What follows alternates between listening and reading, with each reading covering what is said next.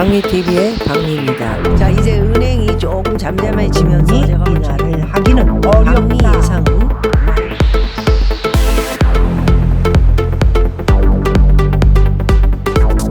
박미의 진짜 경제 뉴스 시작합니다. 안녕하세요, 박미입니다. 부동산 하락기로 접어든 지 며칠이나 됐다고 내년 상반기 집값 다시 오른다, 또 이런 기사가 한국경제 비즈니스에서 났네요. 2년 만에 상승론이 대세다, 이런 내용인데요. 그 이유는 기준금리 인상 이제 끝이다, 전체 응답자 30%가 집값 오를 것이다, 이런 생각을 갖고 있다, 이런 내용이고요. 2022년 상반기 조사 이후에 처음으로 상승 전망 더 많다, 이런 내용입니다. 기사 한번 읽어보도록 하겠습니다. 과연 내년 집값은 오를까 내릴까? 이 궁금증을 해결하기 위해 설문 조사한 결과 내년 상반기 집값이 오를 것이라는 응답이 하락을 예상하는 것보다 많은 것으로 조사됐습니다. 오른다면 지금 또 다시 내리고 있는 부동산이 내년에 내려 있는 상태에서 또다시 오르면 몇 퍼센트를 더 오를까? 어떤 계산법을 하고 있는지는 내용에 안 나와 있어서요, 정확하게 여러분들에게 브리핑 드리기에는 좀 시간이 걸릴 것 같습니다. 부동산 R114는 이달 1일부터 15일까지 전국 1167명을 대상으로 2024년 상반기 주택시장 전망 설문조사를 실시한 결과를요 27일 발표했는데요. 조사에 따르면 전체의 응답자 30%인 10명 중 3명꼴로 주택 매매 가격이 상승할 것으로 전망을 했습니다. 이번 조사 전까지는 하락이 35%였고요. 상승이 25%로 하락을 전망하는 응답이 더 많았다. 하지만 이번 조사에서 상승 30%, 하락 25%로 전망이 뒤집혔다.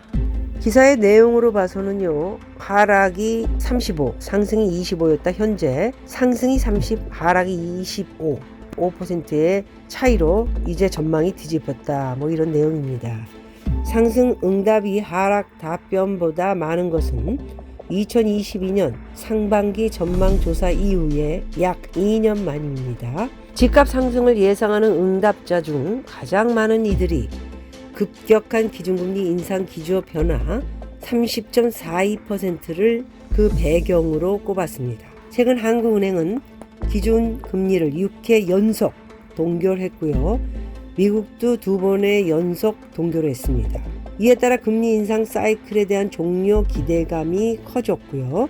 시장 전문가들은 이달에도 한국은행이 기준금리를 동결한다는 전망을 내놓았습니다. 뒤를 이어요, 핵심 지역의 고가 아파트 가격 상승이 23.94%, 아파트 분양시장 활성화 11%고요. 급매물 위주 실수요층 유입이 11%고 재개발, 재건축, 정비사업 활성화 등을 꼽았습니다.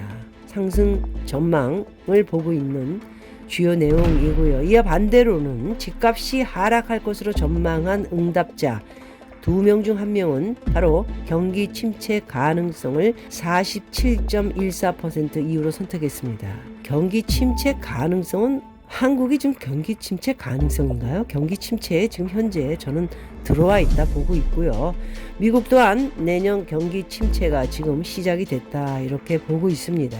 그래서 하락을 전망하는 내용 중에 대출금리 인상 가능성 13%고요. 이자와 세금 부담으로 매도 물량이 증가할 것이고 대출 규제로 매수세 약화될 것이다. 가격 부담감에 따른 거래 감소 등이 아마도 뒤를 이어갈 것이다, 이런 내용입니다. 아직 결론 난 것이 하나도 없지요. 미국의 금리 인상 더 이상 없다 하더라도 5%, 5.5에 지금 동결을 계속 이어가고 있지만 5%의 금리로 상반기까지 이어간다면 아마 미국의 경기 침체는 저는 올 수밖에 없고 확실시 되지 않을까 합니다. 한국은 경기 침체, 저는 현재 소비가 많이 위축되어 있고 여러분들 보시는 그대로 수출 또한 상황이 되게 안 좋습니다. 그래서 경기 침체에 빠져 있는 듯한 우리나라의 모습이고요. 빚이 너무 많은 우리나라로서는 세계 여러 곳에서 지금 경고음을 내리고 있습니다. 그런데 부동산이 지금 상승으로 내년부터는 갈 것이다. 이 말을 어떻게 받아들여야 할지 모르겠습니다. 그 10명 중에 3명 또는 전체의 30%가 집을 가지고 있는 사람들의 소망일 수도 있겠죠.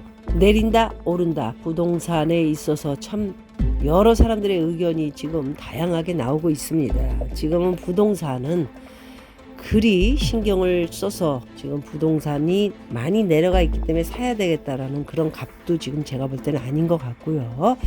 신경을 너무 쓰지 않고 서서히 준비 워밍업을 할 시간이다. 이렇게 정도 말씀드릴 수 있을 것 같습니다.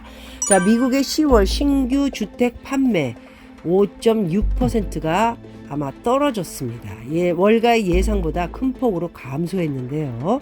10월 신규 주택 판매가 전월 대비 미국입니다. 5.6% 감소한 연율 67만 9천 채를 기록했다고 합니다.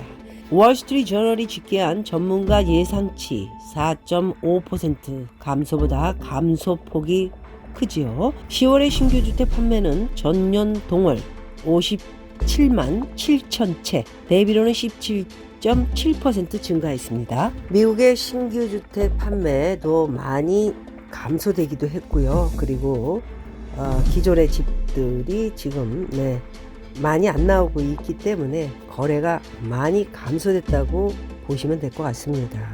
자, 이런 상황에서 이제 IBS 사무총장이 고금리 곧 사라지지 않을 것이다.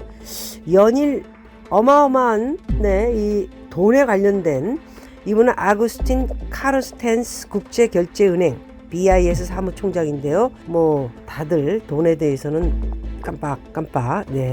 깜빡하면 다 아는 그런 분들이죠.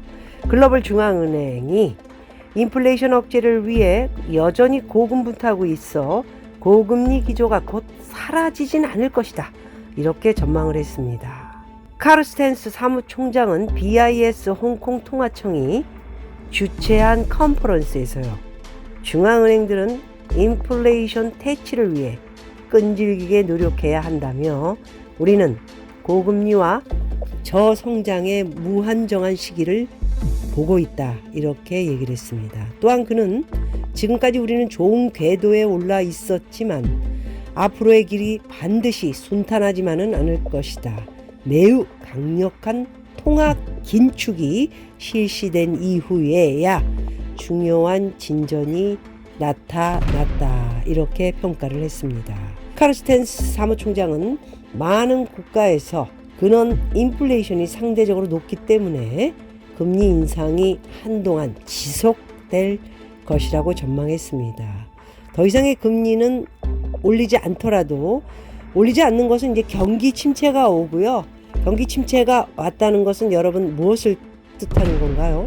고금리로 인해 모든 것이 다 나빠지고 안 좋아지고 그러면서 다 털어내고 그렇게 하면서 다시 뭔가 새롭게 시작하고 걷어내는 그런 단계를 지금 겪어야 하는데 금리 인하다, 이제 끝났다 이런 얘기가 왜 나오고 있으며 부동산 이제 내년부터 상승 간다. 일단 금리하고 연결된 것은 저는 부동산하고는 너무 우리나라의 금리가 동결을 계속하고 있더라도 인상을 못하는 이유가 여러 개가 있죠. 그렇기 때문에 오히려 역효과가 나는 것이 아닌가 그런 생각은 좀 해보고 있습니다. 여러분도 한번 깊이 있게 생각해 보시기 바라고요.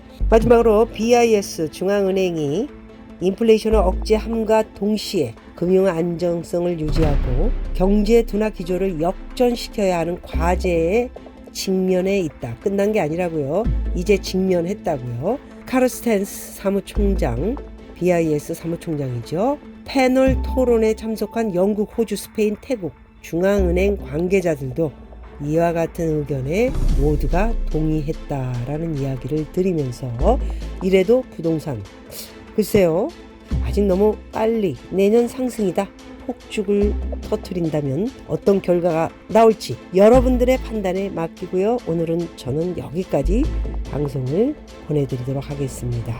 고맙습니다.